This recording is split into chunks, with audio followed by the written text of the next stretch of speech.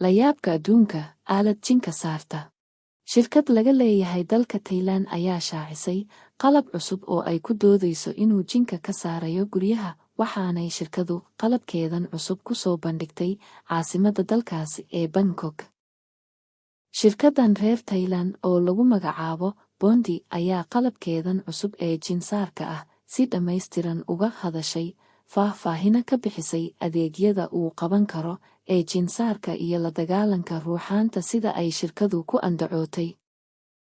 Qalabkan cusub oo lagu magacaabo ama shirkadu ugu magac dartay 360 ayaa sidkiisa isku dhan ee awooda u leh inuu jinka iyo ruuxaamaha ka saari karo guryaha ay shirkadu qiimihiisa ku sheegtay $1,500 Maraykanka ah.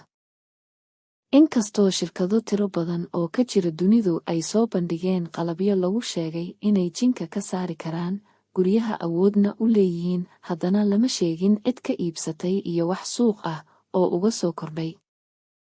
Sida warbaahinta dalka Thailand intooda badani ku warameen, qalabka shirkadani samaysay oo aan laga garan sameecadaha waaweyn ee cod baahiyeyaasha ayaan ilaa weli cid iibsatay oo caddayn karta awoodoodu aan lahayn. Shirkadda ayaa sheegtay oo kale inay wax ka badal ku samaysay moodeelkeedii kan ka horreeyey oo jiilkeedan cusubi noqonaya kii labaad, laakiin ma jirto wax tafaasiil ah oo shirkadu fagaaraha soo dhigtay ama dadka wax iibsanaya si gaar ah ugu qancinayso oo caddaan ah.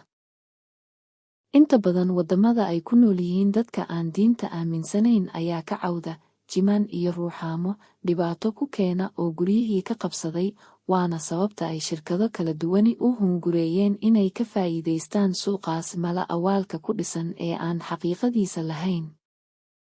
Shirkaddan reer Thailand ayaa ku doodaysa in qalabkeedan cusub ee 360 eber awood badan leeyahay, kuna shaqaynayo koronto u dhiganta 22 eber volts, taas oo jinka iyo ruuxaanta raadsanaysa kuna duqaynaysa madaafiic iyo baaruud aanay dadku maqli karin, laakiin ay ogaan karaan dhibaatada uu geystay iyo inta uu ka dilay noolayaasha aanay aadamiga indhahoodu qaban karin.